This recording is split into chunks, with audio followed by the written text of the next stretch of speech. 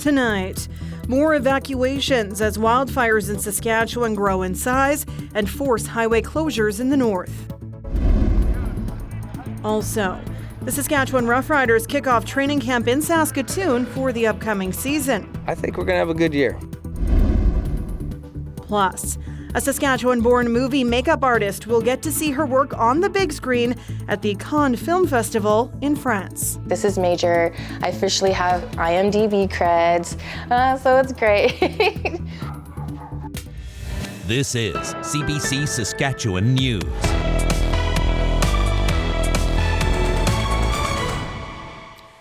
It is Monday, May 15th, and the CBC Saskatchewan News starts right now. Good evening, and thanks for joining us. Hot, dry, and windy conditions have been fanning the flames of wildfires across the prairies. In a moment, we'll take you to Alberta, where 19,000 people have been forced to flee. But first, the situation in our province. There are 30-some wildfires burning throughout the province, although that changes by the hour, and a fraction are considered out of control. The Vermette and Shaw fires burning just south of Dillon and Buffalo Narrows have each grown to at least 25,000 hectares. Highways in the area are closed, including Highway 155 and Highway 925. The village of Buffalo Narrows has ordered a partial voluntary evacuation, and the Buffalo River Dene Nation also moved people out. There's an air quality alert in the area from all the smoke. It was a sunny, bright day, but you cannot see the sun. You don't even know where the sun is on the sky. That's how thick. And it is dark, gray, thick smoke was covering up the whole sky. But if you see the far distance on the sky, you can see that it's bright blue skies, but it's just covering up in this area. The wildfires have caused extensive damage to power lines in the northern region. Sask Power says some areas will be without power until at least tomorrow. Pass underneath one of our transmission lines that feeds a lot of those communities, and took down about 2 kilometers of power line. It's affecting about 2,500 customers at the end of the day.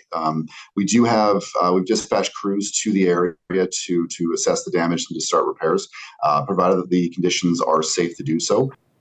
Public safety officials are expecting more hot and dry weather, which won't help firefighting. There are also grass fires burning in the southern parts of the province. Officials ask that all residents abide by fire bans. And the fires are taking a toll on air quality in the province.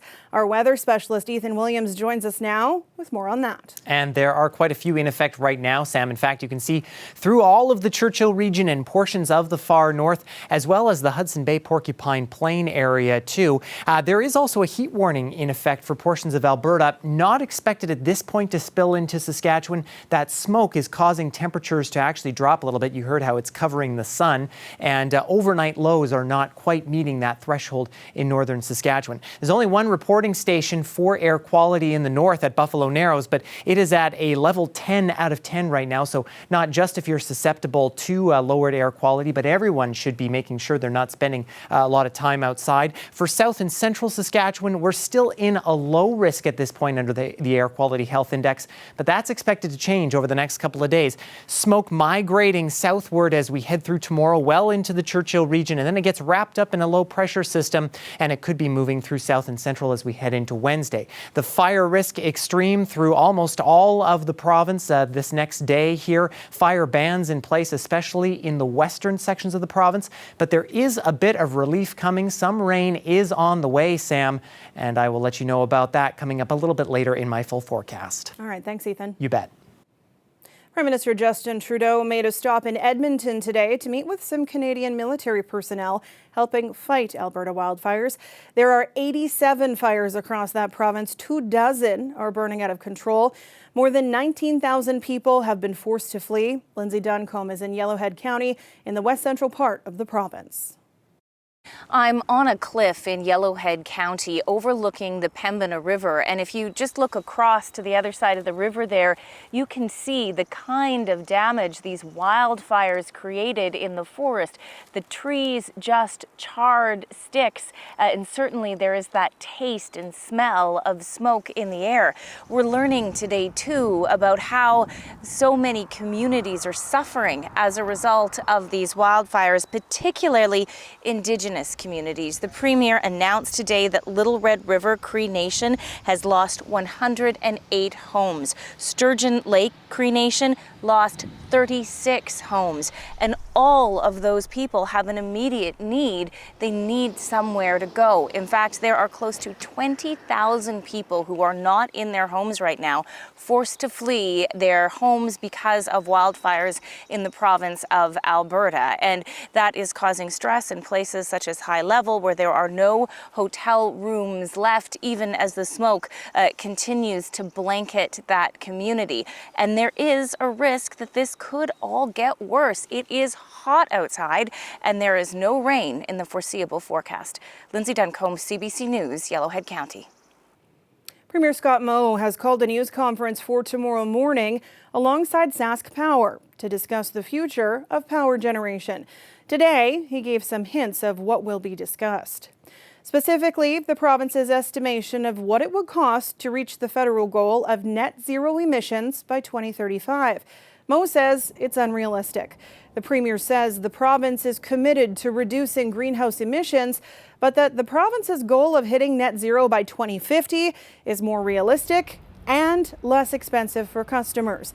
Moe says the federal target would cause power bills to jump dramatically and force businesses to choose other jurisdictions to run their operations. Greening our grid is a priority, but not at the expense of affordable, reliable supply of power to Saskatchewan residents. Families rely on having access to power and having that power be affordable. Our industries that we're attracting here, that are coming here, rely on that power being reliable and affordable. And most certainly a net zero plan, a net zero by 2035 plan, puts all of that at risk. The Premier says the government will be outlining how the federal government can partner with Saskatchewan on meeting shared goals. The news conference is scheduled for 10 o'clock tomorrow morning. A nonprofit in charge of many of Regina's largest amenities needs the city's help. Regina Exhibition Association Limited, or REAL, will be $6.9 million short by September and will have used all of its approved line of credit. The organization oversees the Brandt Centre, Mosaic Stadium, and Regina's exhibition grounds. It faced major challenges during the COVID-19 pandemic. This means REAL is at a significant risk of not being able to honor its payment obligations, according to a report headed to City Hall this week. City administration is recommending council allow REAL to get a $3.4 million loan within the city's $21 million debt guarantee. That would allow REAL to continue operations while the city works with it to address its long-term financial sustainability. An online therapy program at the University of Regina is getting a $400,000 boost from the provincial government. The University of Regina Online Therapy Unit offers quick access to free online therapy. It helps people with depression, anxiety, substance misuse, or difficulties coping with chronic health conditions. People can self-refer, then get matched with a therapist. From there, they communicate online over an 8-week time frame. A therapist with the program says it's particularly helpful for people in rural communities and those sitting on wait lists. Being somebody who has worked across Canada as a social worker and therapist, I've seen that there's considerable wait times across the country, and it's very difficult for people to, in a lot of instances, to access care in a timely fashion, often sitting on fairly lengthy wait lists. And it's nice to have a program that opens up that access so people can apply and start treatment, often in our case within a week. The province was already investing $1.6 million to the service this year. With the extra money, the online therapy unit will now be able to go from 1,500 clients a year to 2,000. The Saskatchewan Roughriders are back in their home away from home. Training camp is underway now at Griffiths Stadium in Saskatoon. CBC's Peter Mills is there all week and giving us a first look at the new look Roughriders. It is a scorching start to football season in Saskatchewan. The question on everyone's mind, will the Saskatchewan Roughriders be red hot or ice cold after a disastrous 6-12 season last year? Well, head coach Craig Dickinson says he's confident. I think we're going to have a good year. You know, I'm not into predicting much, but I can say this. We're going to be a physical team, we're going to play fast, and we're going to enjoy being out there. Looking at this Rider team takes a bit of a mental adjustment. There are a lot of new players, especially on offense, especially at receiver. Gone. Shaq Evans, Kyron Moore, Duke Williams, Justin McInnes. Replacing them, well, players that Rider fans used to cheer against for years. Darrell Walker and Jake Winicky.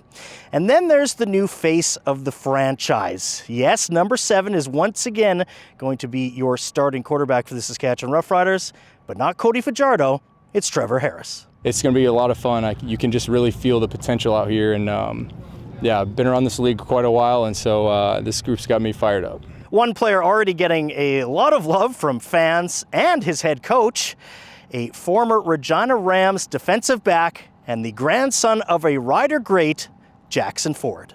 And how did you find out that you were going to be drafted by the Roughriders? I got a text like 5 minutes before from a 306 number, so kind of had a hunch that it was one of the coaching staff here. So the funny part was Jeremy called him and he got voicemail, so I texted Jackson. I said, "Answer your phone." Smiley face. Ballsy, the radio guy, called me, so I actually missed the other calls. And then when I finally answered, he was like, "You're 0 for 2, not a good look." I was like, "Oh no, man." That hasn't affected your assessment of him yet, though? No, he's good. He's done a good job. He's going to help us. Will this group of new and young players be able to return the Riders to success? Will the offensive line be able to protect their new starting quarterback? Some of these questions will be a little more clear by the end of this week at training camp, and the first 10 roster cuts need to be made tomorrow by midnight. Peter Mills, CBC News, Saskatoon.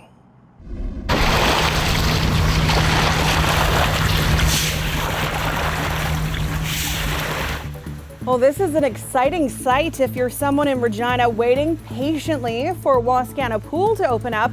The original pool site was demolished and has been under construction in the park for nearly 2 years. And yes, that is water in there. The pool is expected to open this summer for a full season, but the city has yet to announce the exact date.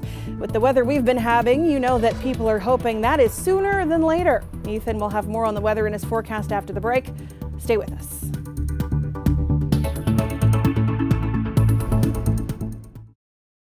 This weather update is brought to you by Capital Ford Lincoln. Friend and Family F-150 event is on now.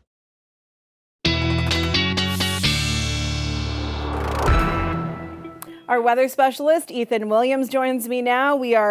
I know it's only Monday, but looking down the week to the May-long weekend, and I feel like with the weather we've had, I'm safe to say it's probably not going to snow this May-long weekend. Yeah, you know, I'm always cautious around May 2-4 saying that there's no snow, but I think this time definitely. Last year, of course, just a few days before the May-long weekend, we had 5 centimeters of snow in some parts of the province. Very different this time around. As we take a look at our current temperatures in the province, we are sitting well above normal for this time of year, some 10 to 15 degrees above normal in some portions of the province. The north actually getting a nice break from the heat today, but south and central, we are just about to get into it. You can see the warmest of it in Alberta. That's working its way eastward. Nipawin, our hot spot today, getting up to 30 degrees, and a lot of us are still pretty close to that right now, especially in central and western portions of the province. But the reason the north is a little bit cooler is because we have this stationary front and it's attached to a low pressure system with high pressure. This high pressure that's been keeping us very hot and clear. It is going to be moving out, and that will allow that low pressure system to begin to move in, and that could bring some rain, especially to the far north of the province, getting into tomorrow morning and afternoon, maybe even some heavier pockets of it. As this stationary front, though, starts to drop southwards, it's bringing some much colder air in behind it, which will bring some relief for the forest fire situation, hopefully in in northern Saskatchewan and some rain to that portion of the province as well. And that'll drop through much of the province, making us a lot cooler. But it'll be so cold in some parts of northern Manitoba, I think they may even get some flurries before the May long weekend here, or even some light snow heading into early Wednesday morning. But for us in Saskatchewan, it's just rainfall that we're talking about. And again, a good 5 to 10 millimeters possible through the day tomorrow, and mostly the far north. Again, it's going to be a lot cooler and cloudier in the Churchill region, especially where those fires are around the Buffalo Narrows region.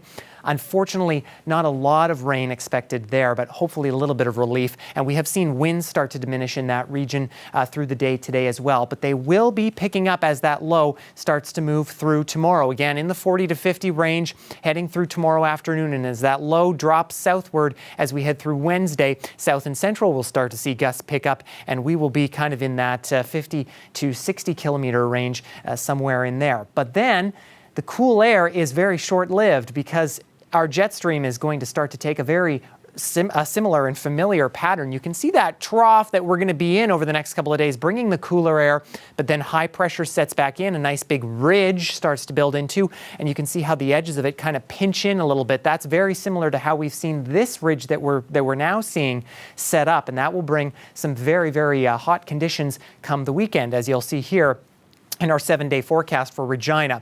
Now, there is quite a temperature drop-off, especially going into Thursday, but you'll notice that that's close to average for this time of year, what we should be, and then things very quickly getting back up into the sunshine and close to 30 degrees over the weekend. And Saskatoon, you'll notice that cool down too, with a couple of gusty days here, but very short-lived, with sunshine coming along as we head through the rest of the week. And with the weekend, Sam, may have to even watch for some heat warnings. That's getting pretty close to that criteria. Are you sure you didn't mix this up with July? It's kind of feels like July and April and September all mushed together. That's bonkers. Thanks, Ethan. You bet.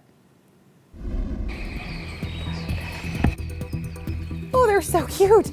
Australia's wildlife icon, the duck-billed platypus, is once again back at home at a historic national park. These guys are naturally reclusive, so when 4 of these threatened species were reintroduced, they quickly scurried off to find a safe, quiet nook. You can only find them in Australia. There has not been a platypus spotted in this park since the 1970s. We'll be back after the break.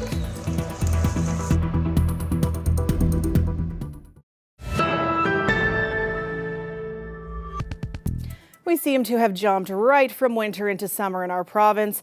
And as we're seeing with all the wildfires, hot weather does have consequences. It could be made worse in the coming months as weather patterns change. Our weather specialist, Ethan Williams, tells us why. John Pomeroy has almost never seen the Rocky Mountain snowpack this low. Pomeroy has spent much of his career as a hydrologist in Western Canada. He says this year's early heat is melting the little snow there is 6 weeks ahead of normal, and that's impacting prairie waterways.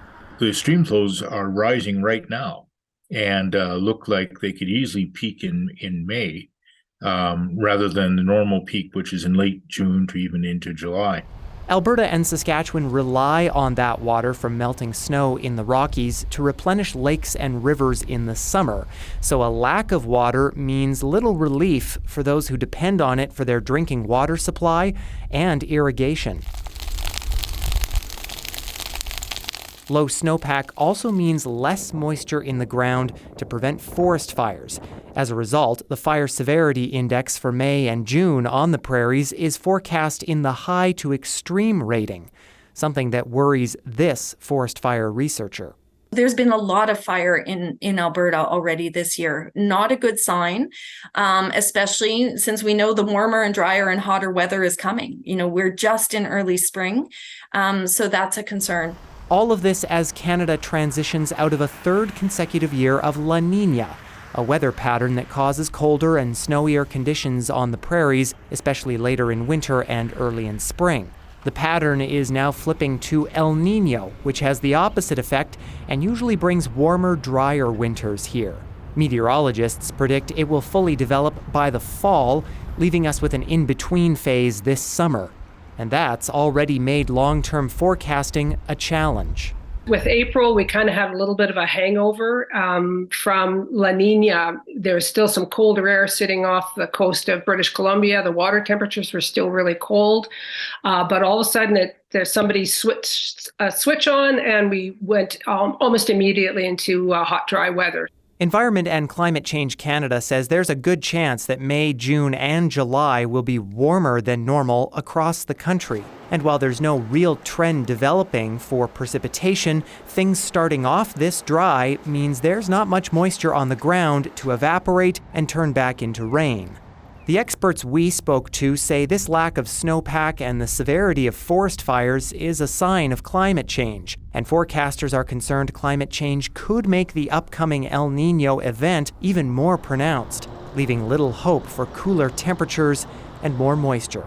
Ethan Williams, CBC News, Regina.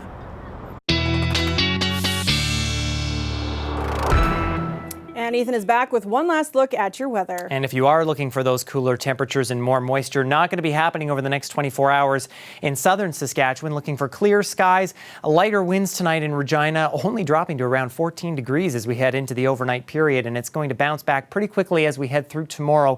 Sunshine, that high pressure still in place, looking for light south winds. And as we head to the afternoon, we'll be well over 20 degrees by that point. Sunny in the afternoon, winds light out of the south. And in Saskatoon, even warmer overnight tonight, looking for 17 at midnight. Those winds similarly very light.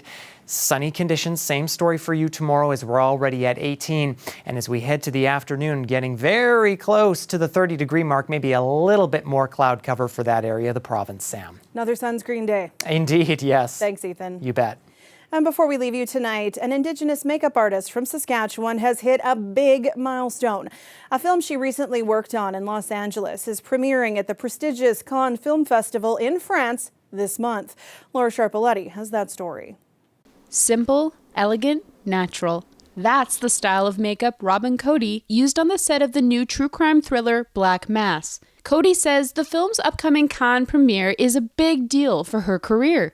To find out that it was being premiered in Cannes, France, my mind is blown. I was like so excited. I'm still excited about this. Like, this is major. I officially have IMDb creds, so it's great. Cody is a member of the Cody First Nation and grew up in Regina. She's lived in Los Angeles for years, building experience on sets, but Black Mass is her first feature film. It focuses on the stories of the victims of serial killer Ted Bundy in the 1970s. Cody says she's proud to be an Indigenous woman working in Hollywood. Just being included in the film itself, that's not really based about Native American people, but it's just like having us behind the scenes, I feel is also like, and it's important because we all have stories that we want to tell and we all have talents. Acclaimed Cree Métis film director and screenwriter Danis Goulet says she's proud to hear that another Indigenous artist from Saskatchewan is making waves in the film world. The Larange-born artist is best known for the feature film Night Raiders. She wants more Indigenous representation not just in front of the camera, but behind it as well. We as filmmakers want people to feel honored as partners. We want to see Indigenous people in all positions in the industry, as crew, as makeup people, as grips, as electrics, the whole gamut. Cody is temporarily back in her hometown of Regina to connect with her First Nations community and work on Saskatchewan-based projects. There's like a whole world out there and they're waiting for us, to fill these spaces. And I just want to encourage our youth to dream big and to whatever that sparks your heart, like whatever that sparks that fire in you, like do that because there's a job for you. Black Mass premieres at the Cannes Film Festival on Sunday. Laura Sharpaletti, CBC News, Regina. And that is it for us tonight. For News Anytime, you can always head to our website or subscribe to our CBC Saskatchewan YouTube channel. Ethan will be back with more local news and weather at 11. Thanks for watching and have a great night.